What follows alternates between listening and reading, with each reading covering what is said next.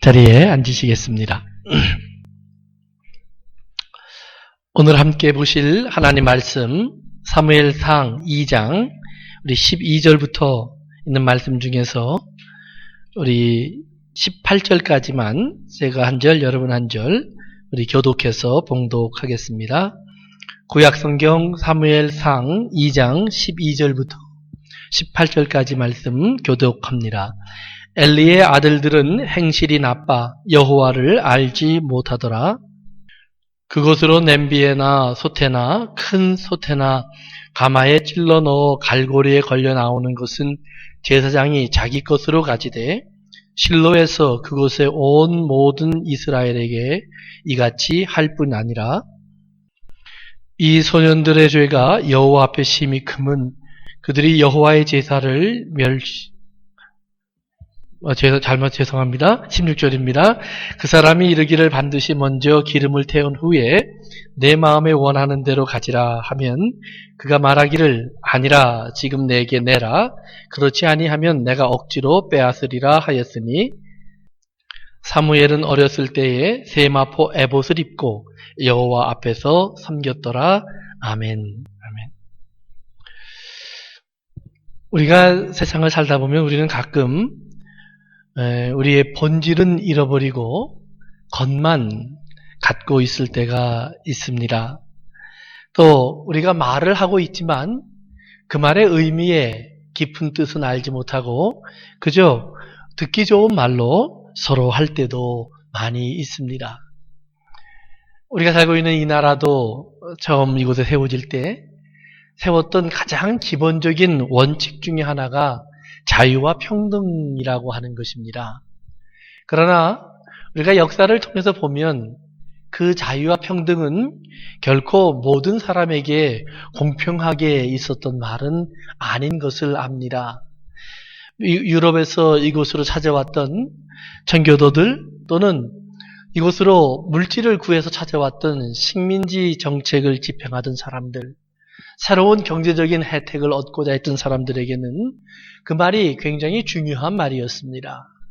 그러나 원래 살고 있었던 인디안들이나 아프리카에서 억지로 붙잡혀왔던 노예가 된 흑인들이나 그리고 후에 아시아에서 몰려오게 됐던 많은 노동자들에게는 결코 그것은 평등한 말이 아니었습니다. 백인들에게는 공평했던 말이지만 흑인들은 차별하는 것이 당연한 것이었습니다. 남자들에게는 그것이 자유로운 말이었지만 그러나 여자들에게는 그것이 많은 제약을 주는 조건이기도 했습니다. 아시아에서 왔던 많은 동양인들에겐 이 땅에 정착하는데 얼마나 많은 힘든 일이 있었는지 알지 못합니다. 투표권을 주지 않았습니다. 재산을 갖지 못하게 했습니다. 언어를 배우지 못하게 했습니다. 그리고 이제 교육을 받지도 못하게 했습니다. 직장에 제한을 두었습니다. 살 수 있는 거처를 제한했습니다. 이 모든 것들이 공평, 평등이라고 하는 말이 가장 중심이 되고 있는 이 나라에 살고 있었던 많은 사람들의 현실이었습니다. 그런데 더 재미있는 것은 그 법을 집행하고 그 법을 지켜야 할 사람들이 그렇게 불공평하고 차별하고 그리고 억압하는 것을 당연하게 여겼다라는 사실입니다. 평등이라는 말을 몰랐기 때문일까요? 자유라는 말을 몰랐기 때문일까요? 아닙니다. 한 가지의 단어를 더 붙였습니다. 하나님 앞에서. 하나님 앞에서 모든 사람은 평등하다. 하나님이 만든 함과 셈과 야벳, 아담과 하와, 유대인과 이방인, 로마인과 야만인 이러한 구분들이 알게 모르게 이 나라에 그대로 있었다라는 사실입니다. 그것은 비단 이 나라만의 이야기는 아닙니다. 우리의 조국도 예외가 아닙니다. 얼마나 많은 신분의 차이가 있었습니까?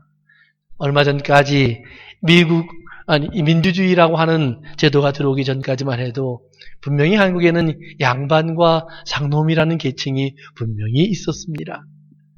그리고 가문과 가문의 차별이 분명히 있었습니다. 오늘날도 없는 것 같지만 그 차별은 또 다른 모양으로 존재하고 있습니다. 평등합니까? 아닙니다. 부잣집에서 태어난 사람, 가난한 집에서 태어난 사람 다릅니다. 그들이 누릴 수 있는 혜택과 기회가 다릅니다. 공평하지 않습니다. 그럼에도 불구하고 우리는 그런 말을 자주 씁니다. 모든 사람은 신 앞에서 평등하다. 사랑하는 성도 여러분, 오늘 그 말을 우리는 한번 깊이 질문해 봐야 합니다. 나 스스로 그렇게 생각하고 있습니까? 아니, 성경을 보면서 우리는 그것을 그렇게 느낄 수가 있습니까? 예수님의 언어 속에 사람을 차별한 언어들이 있습니다.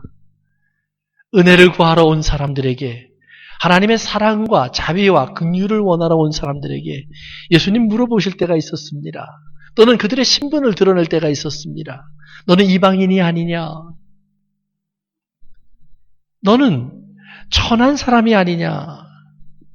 예수님의 눈에도 차별이 있었습니다. 예수님 복음을 전하러 나가는 제자들에게 이방인에게 가지 말라라고 분명히 금을 그셨던 적도 있었습니다. 하나님 이스라엘을 택하셨고 아브라함을 택하셨습니다. 아브라함의 아들 중에 하나님께서는 이삭을 택하시고 이스마엘을 버립니다. 야곱을 택하고 에서를 버립니다. 그 과정 속에 성경이 분명히 보여주는 것들이 있습니다. 차별입니다. 누구는 택했고 누구는 버렸습니다. 누구는 부유했고 누구는 가난했습니다. 누구는 건강했고 누구는 병들었습니다. 심지어 그러기에 하나님 말씀하시기를 가난한 사람은 누가 지었느냐? 부자만의 하나님이 아닙니다. 저 다리를 절고 나면서부터 소경되었던 사람 그거 누가 지었느냐? 하나님 그 사단이 지었다 그러지 않았습니다. 다 내가 지었다라고 했습니다. 사랑하는 성도 여러분, 과연 하나님은 이렇게 사람을 차별할까요? 누구는 낳기도 전에 복된 사람이라고 정해놓으시고 그 사람에게 큰 은혜를 주시면서 누구는 태어나기도 전부터 버림받아서 이런 험한 세상의 고통 속에 살아야 할까요? 과연 하나님은 우리를 정말 사랑하신다라고 모든 사람이 말할 수 있는 그런 하나님일까요? 그런데 성경은 그 하나님이 내가 그런 하나님이라고 또한 말씀하고 계십니다. 다른 말로 말하면 우리가 이 땅에서 육체적으로 어떤 조건 속에 있느냐, 물질적으로 어떤 부요와 가난을 갖고 있느냐, 지식이 뛰어나고 또는 아주 미련하고 지혜가 없는 사람이냐, 그것이 중요한 것이 아니다라는 말입니다. 우리의 참된 가치를 결정하는 또 다른 기준이 거기에 있다는 사실을 우리가 보아야 합니다. 사람의 눈으로 보려고 하는, 손으로 만지려고 하는, 귀로 들어보려고 하는 우리의 오감, 혹은 육감을 써서 알려고 하는 우리가 아니라 하나님이 말씀하시는 또 다른 우리의 모습이 있다라는 사실을 깨달아야 합니다. 중세의 한 유명한 조각가였던 미켈란젤로라는 사람이 그런 말을 한 적이 있습니다. 자기는 어느 날 큰 대리석 덩어리 속에서 천사를 보았다라고 했습니다. 그리고 나는 그 천사가 다시 날아갈 수 있도록 나는 끝없이 망치를 두드렸다. 어느 날 그 천사가 날아갔다라고 합니다. 그는 수많은 조각품을 남겼습니다. 위대한 작품으로 오늘날까지 많은 사람들이 일부러 찾아가서 보는 명물들을 남겼습니다. 그런데 그가 하는 말입니다. 원래 그것은 바위였다. 누가 보아도 바위였다는 말이에요. 그런데 그의 눈에 그 안에 천사가 있는 게 보였습니다. 그는 망치를 들었고 일을 시작했습니다. 사랑하는 성도 여러분, 오늘 이 땅에 있는 모든 사람들, 참 다양한 사람들, 여러 모양의 사람들, 온갖 종류의 사람들, 우리가 온갖 차별과 기준을 가지고 크고 낮고 높고 천하고를 따지고 있는 사람들. 그런데 예수님께서 이 땅에 오셔서 하나님께서 이 땅을 보시면서 하시는 말씀이 있습니다. 죄인이지만 만난 사람들이지만 내 눈에 그들이 사랑스럽다라는 말입니다. 사랑스러운 무언가가 그 안에 다 있다라는 것입니다. 사랑하는 성도 여러분, 다른 모든 것은 군더더기일 뿐입니다. 다른 모든 것은 그것은 찍어내야 될 것입니다. 그 마스터, 조물주의 손, 하나님의 손이 우리를 만지기 전까지의 모습일 뿐입니다. 그런데 그분의 손이 우리를 만지던 날 내 입에서 찬양이 나옵니다. 한나라는 여인의 찬양을 우린 지난 주일 공부했습니다. 아이를 낳지 못했고 천대받았고 버림받았습니다. 한나 스스로 하는 노래 속에 나오는 것처럼 그는 노래할 수가 없었던 사람입니다. 기쁨이 없었던 사람입니다. 천한 사람이었습니다. 아무리 남편이 내가 너를 더 사랑한다, 남편의 사랑으로 채워지지 않는 것이 있었습니다. 내가 돈을 많이 주잖아, 돈으로 채워지지 않는 것이 있었습니다. 명예, 권세로 내가 채워지지 않는 것이 있었습니다. 나이와 신분으로도 바꿀 수 없는 것, 어떤 아름다움과 미모로도 바꿀 수 없는 것이 그 안에 있었습니다. 그러면서 그로 하여금 노래를 잃어버리게 하고, 즉 슬픈 자가 되게 하고, 탄식하는 자가 되게 하고, 고통받는 자가 되게 하고, 눈물 흘리는 자가 되게 하고, 하나님 앞에 나와서조차도 찬양할 수 없는 사람입니다. 성전에 들어와서 그가 보였던 모습은 탄식하며 울고 있는 모습입니다. 제사장이 그를 보면서 왜 그러냐? 그의 대답이 그것입니다. 나는 슬픈 사람입니다. 슬픈 사람. 성전 안에 들어와서 기쁠 수 없는 사람이라는 말입니다. 예수님 당시에 세리가 성전에 들어와 기도하면서 그렇게 기도했습니다. 그는 슬픈 사람이었습니다. 수많은 사람들이 예수님 위에 찾아오면서 예수님을 만나고 있지만 그들은 슬픈 사람이었습니다. 어쩌면 오늘 우리 교회 안에도 그 슬픈 사람들이 많이 있을지도 모릅니다. 아니, 그 슬픔도 느끼지 못하는 무덤덤한 사람들이 대부분일지도 모릅니다. 우리가 정말 주님을 보는 기쁨이 있을까? 내가 주님을 향해서 찬송하고자 하는 그 벅참이 내 안에 무언가 이렇게 올라오고 있을까? 오늘은 예배하고 싶고, 예배하고 싶어서 달려가고 싶은 어떤 동기가 나를 사로잡고 있는가? 사랑하는 성도 여러분, 우리 주님께서 보시는 우리의 중심이 그것입니다. 내 안에 있는 내 중심, 그래서 성경은 영혼이라고 말합니다. 내 영이라고 말을 합니다. 내 마음이라고도 합니다. 그것이 내 안에 있습니다. 하나님을 모를 때에는 그저 슬픈 사람입니다. 아니, 막연히 할 때에는 여전히 슬픈 사람입니다. 거기 계신 것을 알기는 알지만 그 알기를 아는 하나님만을 알고 있을 때, 2000년 전에 돌아가신 하나님만을 알고 있을 때 여전히 우리는 슬픈 사람일 수밖에 없습니다. 아니, 무덤덤할 수밖에 없습니다. 그러나 성경이 말을 합니다. 그 한나를 하나님이 기억하시고 한나를 하나님이 찾아가셨다. 만남이 있었다라는 말입니다. 하나님과의 만남이 이루어지는 그 순간 내가 새로운 사람이 됩니다. 예수 그리스도를 만나는 그 순간 찬양이 시작될 수 있는 사람, 감사가 시작될 수 있는 사람, 기쁨이 시작될 수 있는 사람, 하나님을 찬송하고 예배하고 경배할 수 있는, 하나님을 높일 수 있는 왕같은 제사장이 된다는 사실을 믿으시길 주님의 이름으로 축원합니다. 그것이 우리가 믿고 있는 개신교의 기본이에요. 어떤 성직자 그룹이 따로 있어서 목사나 제사장이 따로 있는 것이 아니다라는 말이에요. 예, 목사의 역할이 있습니다. 하나님 분명히 말씀하셨습니다. 예수님께서 이 땅에서 올라가시면서 사로잡을 자를 사로잡았는데 목사와 교사와 전도자와 사도와 선지자 주님이 세우셨다라고 말을 합니다. 그러나 그들만이 제사장이라고 말하지 않습니다. 베드로의 말처럼 우리 모두는 왕 같은 제사장들이요, 하나님 앞에 나가서 예배하고 싶은, 예배할 수밖에 없는 이 세상에 살면서 나를 그 어떤 신분으로 부르는 걸 원하지 않고, 당신은 부자입니다, 당신은 박사입니다, 당신은 똑똑합니다, 아니라는 말이에요. 당신은 병들었습니다, 당신은 나이 많습니다, 당신은 연약합니다, 아니라는 말이에요.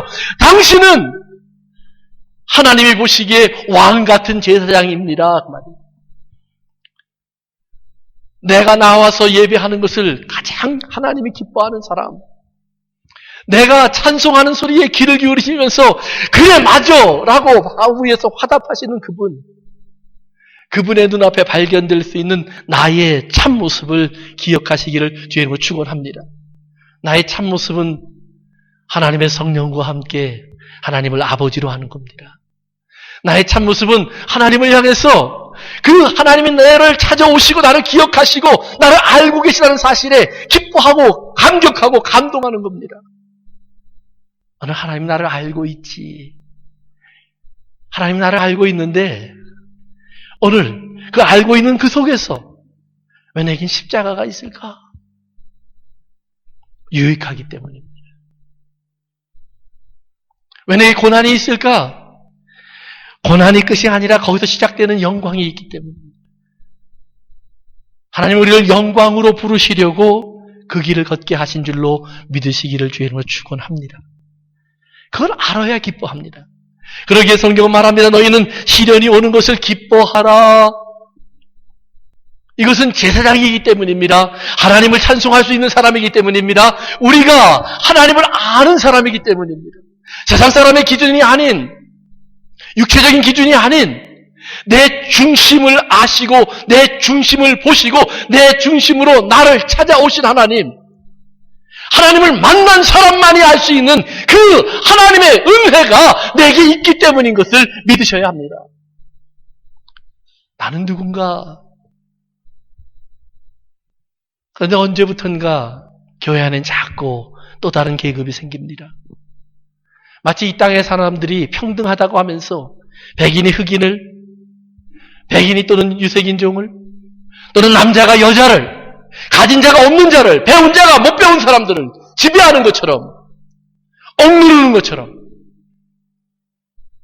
교회 안에서조차도 누군가가 그것을 소유하고 있습니다. 언제부턴가 교회 안엔 성직자라는 말들이 들려집니다. 교회가 잘못되어 가기 시작할 때 가장 먼저 시작된 모습 중에 하나가 그것입니다. 예배를 독점하고 하나님을 아는 지식을 독점합니다. 나만 알아 하나님을. 성경은 나만 봐야 돼. 예배는 나만 인도할 수 있어. 아니. 가끔 가다 보면 반대되는 현상도 일어납니다. 우리 주변에도 그 로컬 처치라는 말을 여러분이 혹 가끔 들을 수 있는지 모르겠습니다. 워치먼 리 또는 위트니스 리라고 하는 사람들을 따르는 사람들입니다. 그들이 잘못된 것을 가리켰다라고 말하고 싶은 것은 아니에요. 워치먼 리 같은 그런 뛰어난 중국인 크리스찬이 없습니다. 위트니스 리, 때로는 그 사람이 비판을 받기도 하지만 그의 글들을 보면 깜짝 놀랄 글들이 있습니다. 번득번득하는 영감들이 있습니다.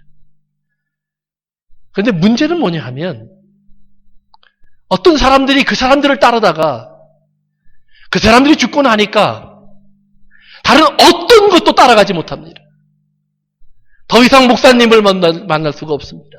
더 이상 교사들을 만날 수가 없습니다. 더 이상 사도와 선지자와 전도자들을 만날 수가 없습니다.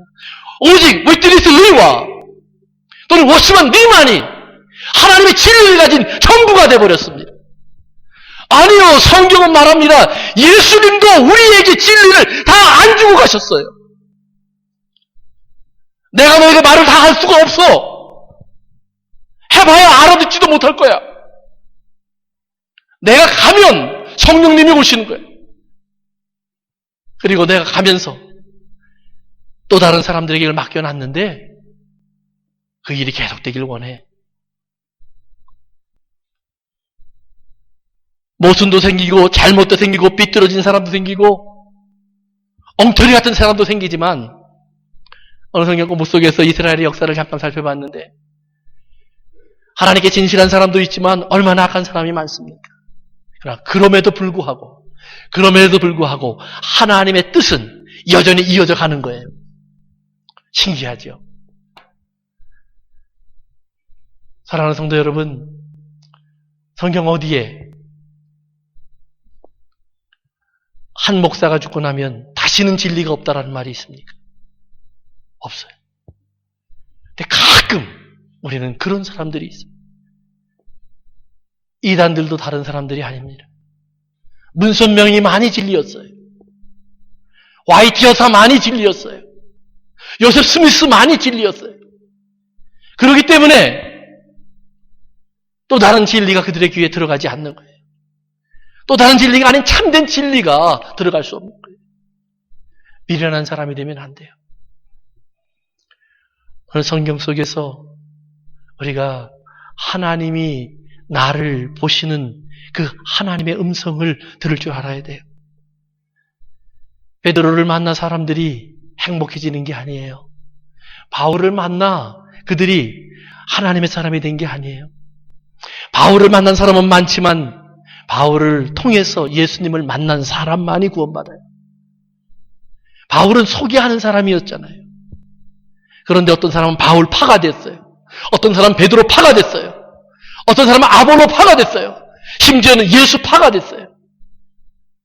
성도 여러분, 오늘 우리 속에 누군가 하나님의 진리를 독점할 수 있다는 착각을 버리시기를 주의 이름으로 축원합니다.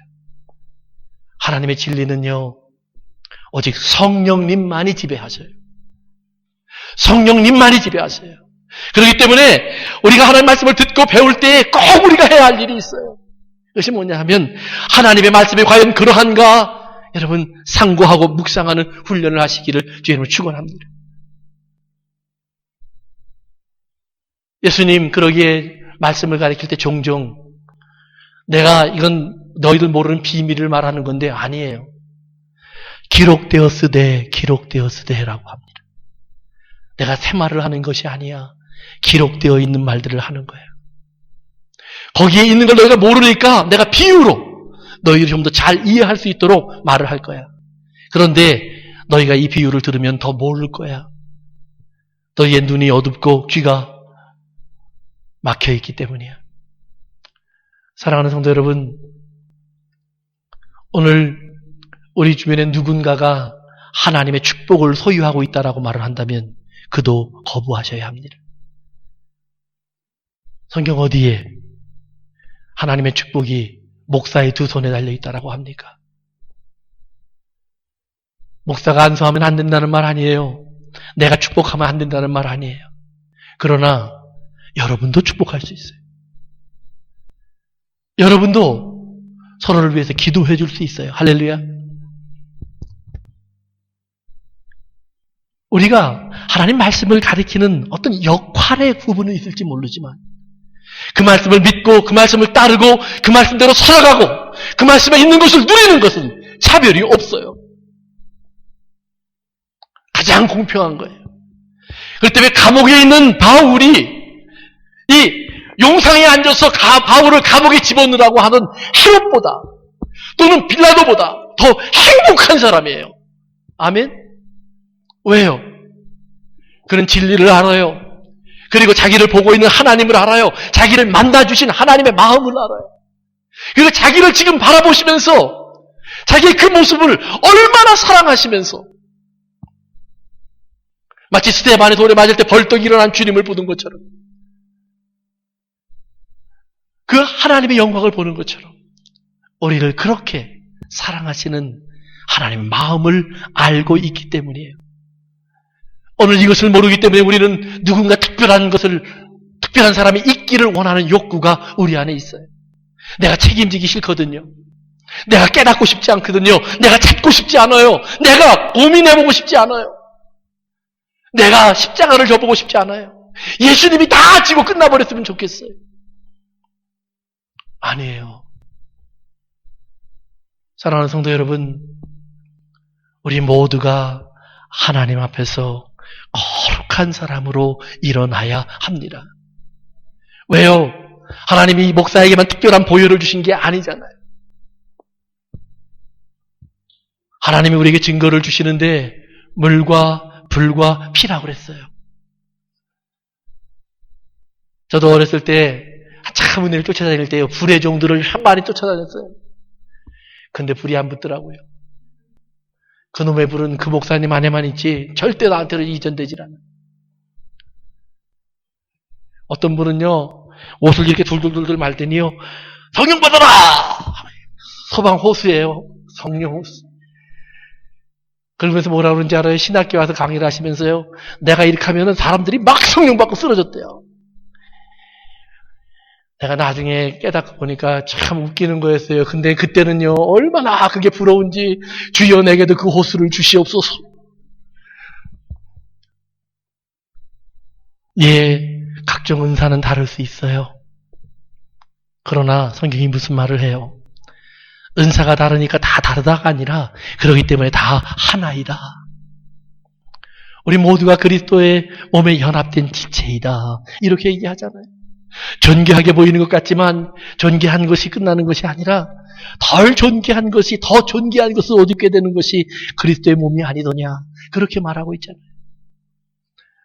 오늘 우리의 삶 속에서 우리가 눈을 잘 떠야 돼요. 오늘 본문에 보니까 이스라엘의 제사장 집안의 이야기가 소개돼요. 저들은 자손 대대로 이어지는 특별한 집안이에요. 그렇게 생각하고 있어요. 근데 잘 생각해 보세요. 하나님이 이스라엘을 부를 때 뭐라고 부르신 줄 아세요? 너희가 나와 약속하면 내가 너희를 제사장 나라가 되게 하고 그랬어요. 이 땅에서. 제사장 집안만 제사장이 아니라 이스라엘 전체가 뭐예요? 온 세상의 제사장이라는 거예요. 그런데 이스라엘이 세상의 제사장 노릇하기를 거부하죠. 뭐라고 그래요? 저들은 죄인이고 저들은 이방인이고 저들은 하나님을 모르고 우리만 하나님을 압니다. 아니에요. 하나님이 그들을 제사장으로 세우신 이유는 너를 보면 하나님을 보고 너를 만나면 하나님을 만나고 너를 알면 하나님을 알게 되는 사람들이 되어라 라고 부르신 거예요. 오늘 우리의 삶 뭐 우리의 몸에서 기적이 나타나고 이적이 나타나서가 아니라 내가 죄인의 괴수였던 사람인 걸 깨닫고 내가 용서받은 것을 깨닫고 나 같은 죄인도 용서받는데 나를 용서하신 하나님의 은혜 가운데로 오라고 그 하나님이 오늘 당신도 기다리고 계시다고 소개할 수 있는 사람이 되라는 말이에요. 나만 부르신 하나님이 아니라 나를 불러야 당신이 볼 때에 야 전익범이도 하나님을 믿는데 저 사람도 목사가 되는데 저 사람도 하나님의 사랑을 입었는데 그럴 수 있다 그 말이에요. 바울이 어디 가서 그 말을 하는 겁니다. 너희들 볼 때에 내가 위대한 것 같으냐? 아니야 난 저 밑에 있잖아. 하나님이 나를 저 밑에다가 저 밑에 남에게 종이 되어서 끌려오는 사람 전쟁에 나가서 지쳐서 남의 종이 되어서 노예가 되어서 포로가 되어서 끌려가는 사람 그런 사람으로 하나님이 나를 만들어 놓으셨잖아. 너희들 보기에 내가 지금 내 마음대로 다니는 것 같으니 아니야. 나는 하나님께 꽁꽁 묶여서 막 끌려다니고 있잖아. 가고 싶은데 못 가고 만나고 싶은 사람 못 만나고 하고 싶은 거 못 하고 그런데 나는 내가 깨닫고 보니까 이렇게라도 할 수 있는 게 얼마나 큰 은혜인지 몰라. 왜? 나는 저주를 받아 마땅한 사람이니까. 예수 그리스도를 십자가에 못 박으라고 앞장섰던 사람. 그 주님을 모른다고 했던 사람. 주님을 대적했던 사람. 죄인의 괴수야. 그러니까 바울은 누구를 만나든지 자신 있게 나도 용서받을 수 있습니까? 기도해 봅시다. 아니에요. 자신 있게 그 죄를 주님이 용서하셨다라고 말해줘요. 용서하셨다. 자기를 죽이려고 하는 사람들에게 같이 저 죄도 용서받은 죄라고 여겨주는 거예요. 한번 그런 생각해 보세요. 예수님의 비유 속에 보면 1만 달란트 빚진 사람이 용서받는 장면이 나옵니다. 그리고 100데나리온 빚진 사람이 빚을 갚으라고 요구받는 게 나와요. 내가 1만 달란트, 그거는 뭐 따질 수 없는 돈이에요. 뭐 수십조 원이라고 그래요. 어떤 사람이 계산을 해보더니. 그건 못 갚아요. 그런데요, 그 사람이 용서받았어요. 그게 갚을 수 있는 유일한 방법은 용서받는 거거든요. 용서받고 나왔어요. 나오는데 보니까 누가 있어요? 자기한테 한 5,000불 빚진 사람 만난 거예요. 뭐라고 그러는지 아세요? 갚어. 못 갚으니까 감옥에 집어넣었어요. 그러니까 주인이 그를 불러요. 너 수조를 용서해줬는데 왜 이렇게 했니? 빚을 안 갚아서요. 그럼 너도 감옥 들어가. 어찌 보면 남을 그거 안 갚았다라고 뺏으려고 했기 때문에 그 사람 감옥에 있는 것 같아요. 근데 조금만 깊이 들어가 보세요. 만약에 그 사람이 5,000불 갚았어요. 그럼 그 5,000불은 원래 누구 돈이에요? 한국의 그 코미디언 중에 이혁재라는 사람이 있어요. 이분이 얼마 전에 TV에 나와서 그런 말을 하더라고요. 자기가 다 망하고요. 빚을 산더미처럼 쳤대요. 그런데 어느 날 하도 고생하는 딸이 불쌍해서 장모님이 3천만 원, 3만 불을 은행으로 넣어준 거예요. 근데요, 그 은행으로 3천만 원이 들어왔는데 몇 분 안에 그 돈이 다 없어졌대요. 나중에 보니까 차압이 다 들어와 있어갖고요. 나라에서 세금 안 냈다고 가져가고, 빚쟁이들이 빚 안 내고 아파트 가져가고, 은행에서 갚으라고 가져가고요. 1원도 안 남았대요. 그러니까 3천만 원 넣어줬는데 1원도 못 써보고 다 뺏겼어요. 당연한 거죠. 5,000불 갚으면 그거는 1만 달란트 빚진 사람에게 내놓아야 되는 돈이에요. 자기가 가지고 도망가면 그거는 도둑놈이에요. 누구 걸 도둑질한 거예요? 자기를 용서해준 사람 걸 도둑질한 거지 자기 것을 용서해주는 게 아니에요. 신앙생활하면서 잘 알아야 되는 거예요. 우리 생각에는 지금 내가 기분 쓰고 내가 도와주고 내가 뭐 하는 것 같지만 하나님 거 다 받아서 우리가 하나님 종노릇 하는 거지. 절대로 우리가 남들보다 더 뛰어나서가 아니라는 사실을 알아야 돼요. 내 것을 가지고 무엇을 하는 게 아니라는 사실을 꼭 알아야 돼요. 그런데 오늘 엘리의 집안에 보면 그런 생각이 들어와 있는 거예요. 우리가 제사장의 집안이야. 특권 의식이 잔뜩 들어와 있어요. 언제부턴가 그 특권의 본질인 제사장, 하나님을 섬기는 사람이라고 하는 그 하나님은 사라져버리고 제사장, 예배드리러 오는 사람들을 들어오는 사람들이 내리는 헌금을 내 주머니에 집어넣고 그들이 바치는 예물을 내 마음대로 처리하는 그런 특권의식만 남아있다 이 말이에요. 여전히 옷도 입고 있고요. 여전히 예배 형식도 남아있고요. 예전에 제사도 드려요. 분명히 하나님께 드린다고 해요. 그러나 거기엔 하나님이 없어요. 언제부턴가. 하나님이 있다면 자기의 탐욕이에요. 자기의 배부름, 자기의 만족이에요. 언제부턴가 우리도 그런 사람이 될 수 있다라는 말이에요. 혹 여러분이 먼저 무엇을 깨달았다고 생각하십니까? 먼저 무엇을 안다라고 생각하십니까? 먼저 어떤 진리에 대해서 하나님이 특별한 은혜를 주셨다라고 생각하십니까?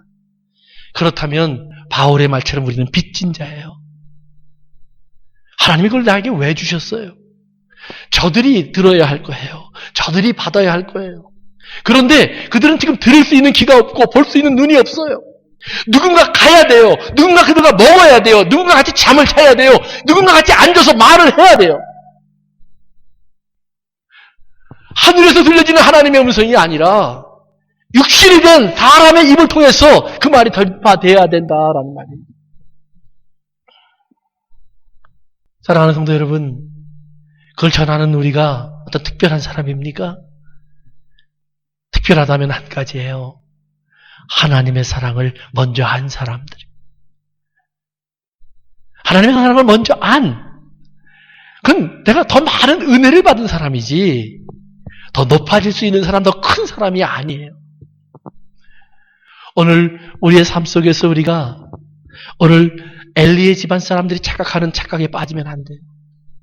사무엘이라고 하는 사람이 등장합니다. 그는 사실은 전혀 제사장 집안과 상관이 없어요. 에브라임 지파 사람이에요. 나중에 남북 왕국이 갈려질 때 북왕국을 끌고 나간 중심이 되는 지파 사람들이에요. 그런데요, 그 사무엘이 오늘 본문을 우리가 읽은 데 보니까 에봇을 입고 여호와 앞에서 섬기더라. 자격이 없는 사람인데 그가 그 에봇을 입고 있어요. 얼마나 큰 축복이에요. 그는 그것을 짐으로 여기서 벗겠다고 하지 않아요. 뭐 저 사람들이 할 일인데 그렇게 생각하지 않아요. 하나님이 입혀주시니까 이것이 무슨 은혜입니까, 하나님? 그리고 아무 소리 없이 순종했더라. 그 순종이란 말은 하더라 그 말이에요. 오늘 사무엘의 모습 속에서 우리는 하나님의 은혜를 크게 여기는 사람의 모습을 봅니다. 자기를 하나님을 섬길 수 있는 사람으로 지정해 주신 것에 대한 한없는 감사의 마음을 봅니다. 그는 질문하지 않아요. 왜라고 물어보지 않아요. 그것이 은혜인 줄만 알아요. 그러나 누려왔던 사람들이 있어요. 사무엘은 감히 제사장이 받는 제물을 달라고 한 적이 없어요. 그것이 자기 거라고 생각해 본 적도 없어요. 그저 먹을 것이 떨어지면 그것이 감사하고 입을 옷이 주어지면 그것이 고마울 뿐이에요. 내게 자격이 없는데 주신다고 감동할 뿐이에요. 그의 입에서는 항상 그러기에 하나님 앞에 있는 것이 기쁨이 되고 즐거움이 되고 감격이 되고 예배가 돼요. 그런데 엘리의 두 아들은 매일 제물을 불 위에 올려놓고 있어요. 그러면서 항상 그들의 눈은 더 큰 것, 더 좋은 것 내 주머니에 넘기는 거예요. 어느 분이 말라기서에 나오는 11조 얘기를 하다가 그런 말을 해요. 성경을 읽다 보면 이렇게도 해석할 수 있습니다. 그러면서 11조를 이스라엘 사람들이 안 드렸다기보다는 성경에 보니까 이스라엘 사람들이 11조를 드렸는데 제사장들이 그 중에 일부를 띄어먹고 하나님의 곳간을 채우지 않은 겁니다. 그 말을 듣고 성경을 보니까 그렇게도 볼 수 있겠구나 그런 생각이 들어요. 오늘 우리는 누군가가 제사장이라는 특권의식에 빠져 있을 수가 있어요. 목사니까 교회 헌금 내 마음대로 해도 된다는 그런 생각할 수 있어요. 안 모이던 교회가 내가 목회하면서 1000명이 모이고 10,000명이 모이는 교회가 됐으니까 내가 그 정도의 혜택 받아도 돼 그런 생각할 수 있어요. 웃기는 거예요. 여러분도 착각하면 안 돼요. 사랑하는 성도 여러분, 정말 하나님을 예배할 수 있는 사람, 그 감격과 그 감동이 내 마음에 남아있는 사람, 그 하나님이 나를 만나주신 것이 고마운 사람, 그 은혜가 내 속에 가득한 사람, 그들만이 진정한 하나님의 사람들이에요. 혹 성직자라고 부른다면 그들이에요. 즉 성도라는 말이에요. 거룩한 사람. 죄 없는 사람은 아무도 없어요. 허물 없는 사람도 아무도 없어요. 문제 없는 사람도 아무도 없어요. 그러나 우리가 분명히 알아야 돼요. 그 어떠한 것도 하나님과 나 사이에는 답이 될 수 없어요. 십자가가 없다면 문제지만, 예수님의 보혈이 없다면 문제지만, 그것이 있다면 성도 여러분 담대하시기를 주의 이름으로 축원합니다. 혹 누군가가 내가 진리를 가졌다고 나만이 진리라고 말을 한다면 여러분 거부하세요.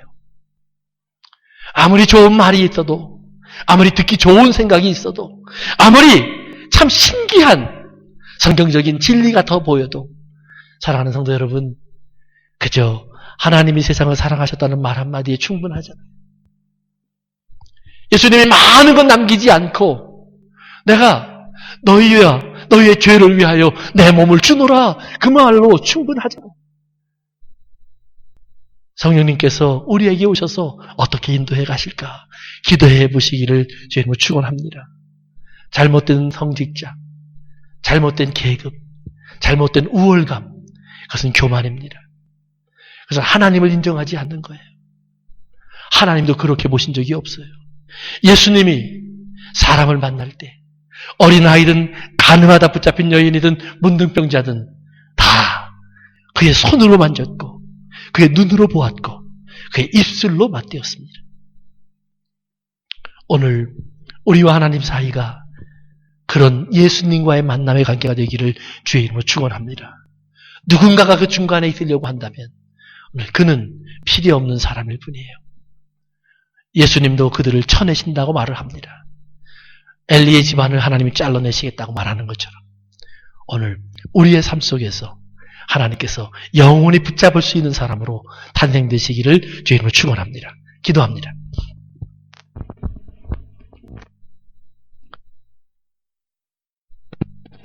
많은 사람들이 하나님을 자꾸 이용합니다.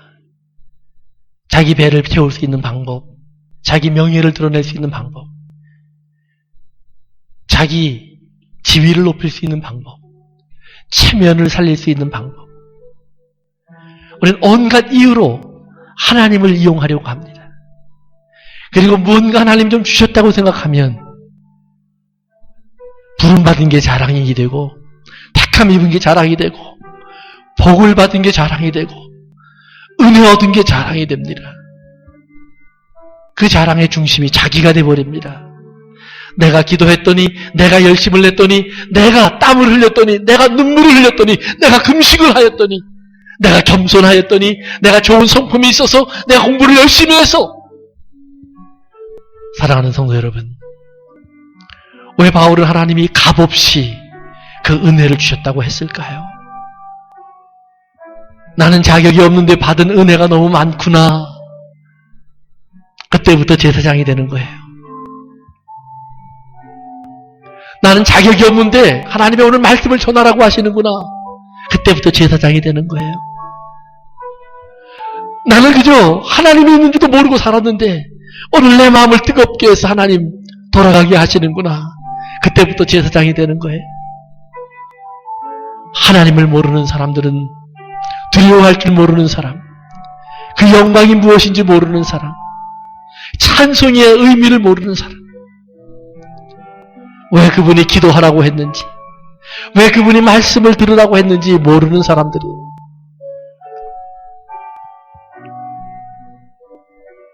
가까이 나아가세요.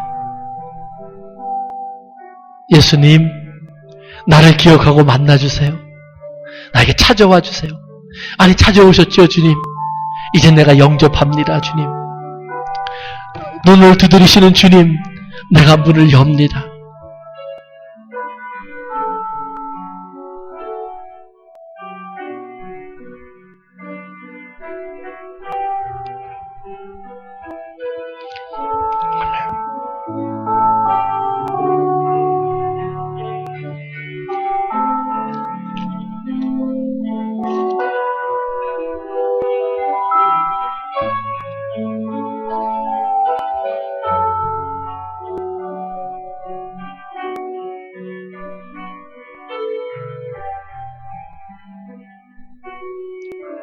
아버지 하나님, 우리의 믿음이 우리 주님으로 차기를 원합니다.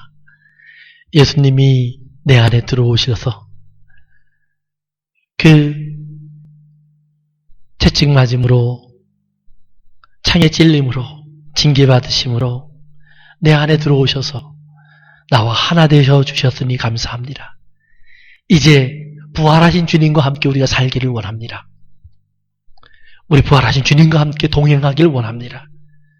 부활하신 주님이 나를 보고 있는 그 주님 앞에 발견된 내 모습으로 우리 주님의 사람으로 살기를 원합니다. 아버지 하나님, 오늘 이 땅에 온갖 많은 말들이 있지만 우리가 진리를 구분할 줄 알게 하시고, 아버지 하나님 그 진리 안에 들어가 주시는 참된 평안을 누리게도 하옵소서. 우리 사랑하는 교우들 한 주간 세상에 살지만 하게 하시고, 아버지의 일터에 나가지만 주님을 섬기게 하시고, 저들의 삶 속에 아버지 하나님 온갖 시험과 또 어려움도 있겠지만 아버지 하나님 주님 앞에 영광 돌리는 승리자가 될 수 있도록 이끌어 주시옵소서. 예수님의 이름으로 기도합니다.